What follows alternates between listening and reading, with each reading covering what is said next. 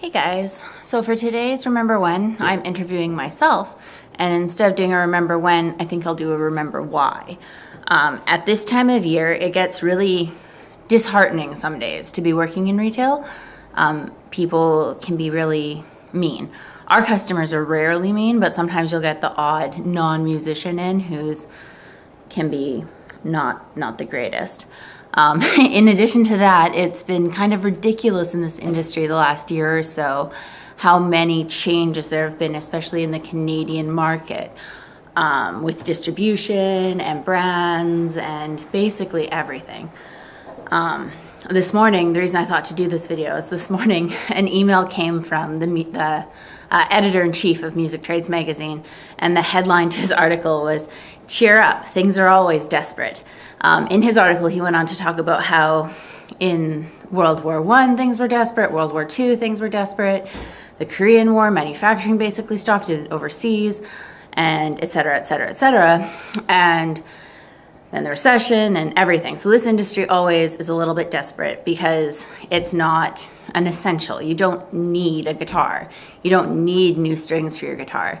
You want them, and they make you happier and they make you feel good inside, but it doesn't put bread on the table unless you're a professional musician, which most of us aren't.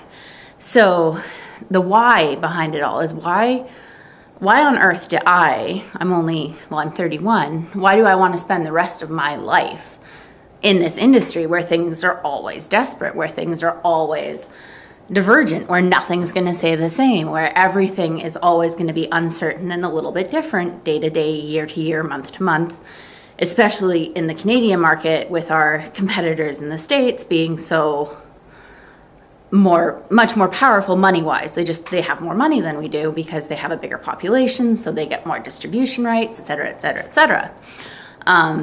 And let me tell you why. I want to be in this industry, currently anyway, probably for the rest of my life, because of the people who come in the door every day. They're the people who make it worth it.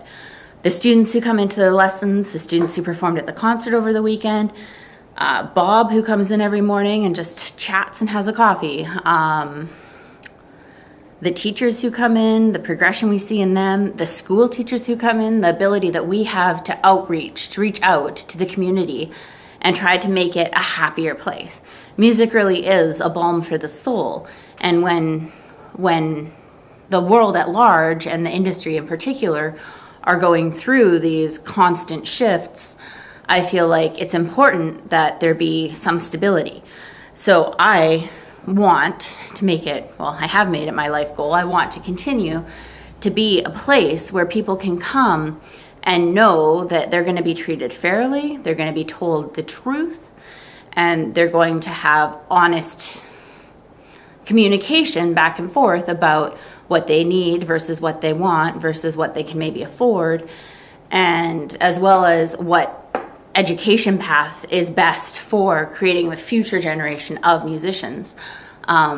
It's really the why behind why I would want to be in this industry the rest of my life. And the answer to that is, of course, that the people and you guys are what makes it worthwhile for me to come in and go through every day with all of the changes that may or may not happen. I've got to get back to doing this giant pile of paperwork. I've precariously perched the camera on a stack of books to record this, so I will get to putting those away, and we will see you all in the store shortly. Thank you.